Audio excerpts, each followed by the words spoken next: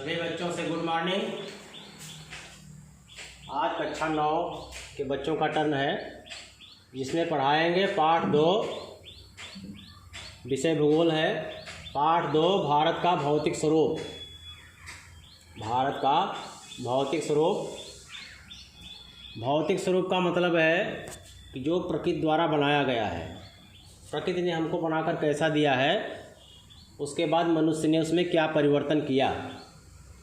तो हम पहले इधर चित्र की तरफ चलते हैं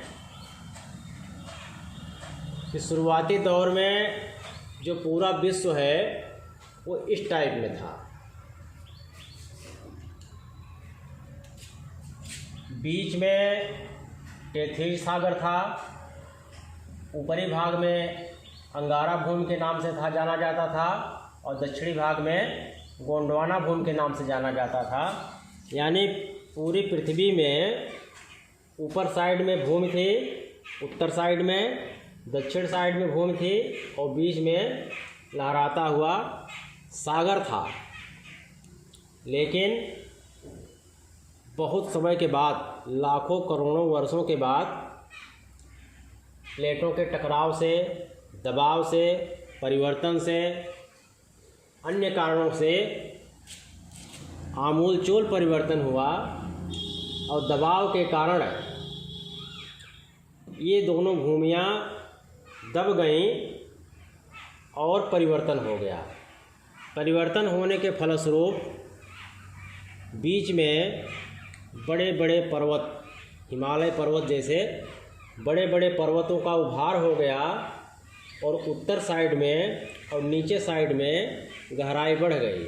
उत्तर साइड में महासागर हो गए, दक्षिण साइड में महासागर हो गए और बीच में पर्वत और महाद्वीप भूमियाँ ऊपर आ गई, दिखाई देने लगी, जो कि आज भी विद्यमान है। आज हम देखते हैं विश्व के नक्शे में महाद्वीप और पर्वत पठार ये सब अधिकांशतः बीचों बीच हैं, और जबकि महासागर उत्तर साइड में या दक्षिण साइड में विद्यमान है। ये पहले का दृश्य है, ये वर्तमान का दृश्य है। ये तो हो गया पूरे विश्व का। अब हम देखते हैं भारत का भौतिक स्वरूप कैसा है। तो भारत की भौगोलिक आकृतियों को हम निम्न वर्गों में विभाजित कर सकते हैं। पहला है हिमालय पर्वत श्रृंखला, दूसरा है उत्तरी मैदान, तीसरा है महाद्वीपीय पठार, चौथा है भारतीय मरुस्थल, पांचवा है तटीय मैदान और छठवां है द्वीप समूह। इसमें हम सबसे पहले चर्चा करेंगे हिमालय की पर्वत श्रृंखला। हिमालय पर्वत बहुत बड़ा है। एक पर्वत जो है दूसरे पर्वत से जुड़े हुए हैं, जो कि अलग अलग नामों से जाने जाते हैं और अलग अलग देश में स्थित हैं। उसमें से कुछ पर्वत शिखर ऐसे हैं जिनके नाम यहाँ पर दिए गए हैं। उसमें है नंबर 1 पर है माउंट एवरेस्ट, जो कि संसार का सबसे ऊंचा पर्वत शिखर है। नेपाल में स्थित है, ये भारत में स्थित नहीं है, नेपाल में स्थित है। इसकी ऊंचाई है 8,848 मीटर। दूसरा है कंचनजंगा, जो कि भारत में स्थित है। इसकी ऊंचाई है 8,598 मीटर। तीसरा मकालू है, जो कि नेपाल में स्थित है। इसकी ऊंचाई है 8,481 मीटर। चौथा धौलागिरी है, जो कि नेपाल में स्थित है, 8,172 मीटर। पांचवा नंगा पर्वत, जो कि भारत में है, 8,126 मीटर। छठा अन्नपूर्णा पर्वत है, जो कि नेपाल में है, 8,078 मीटर। सातवां नंदा देवी, जो कि भारत में है, 7,817 मीटर। आठवां कामेत है, जो कि भारत में है, 7,756 मीटर। नौवां नामचा बरुआ है, जो कि भारत में है, 7,756 मीटर।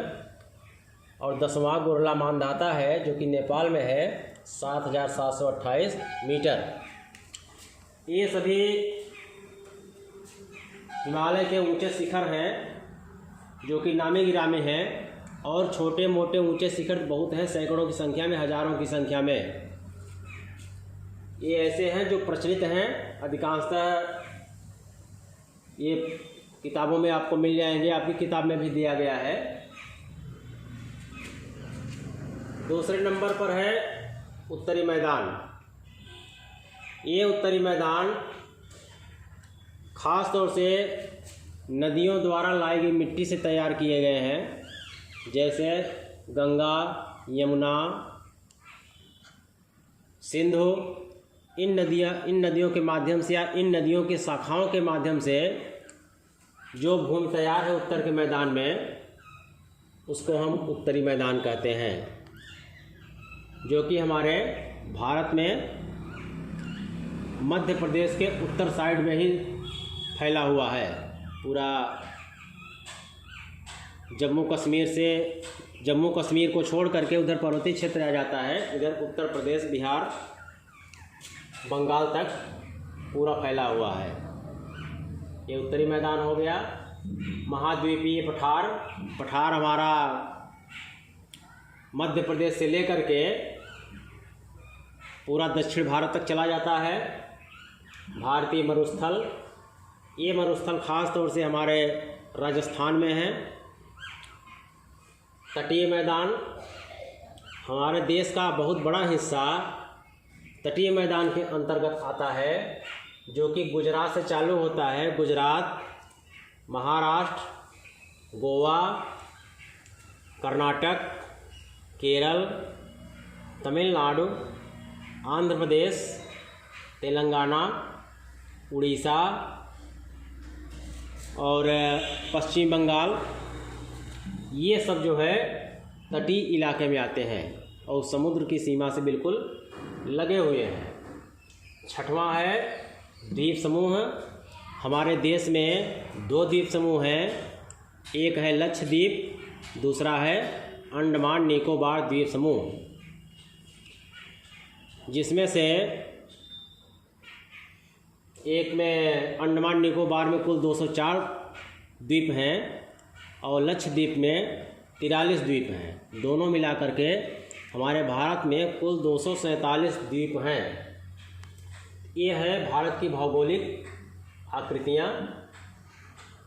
तो आज इस पाठ को यहीं पर समाप्त करते हैं। अगले टर्न पर इसके आगे पढ़ाएंगे और प्रश्न उत्तर लिखवाएंगे। धन्यवाद।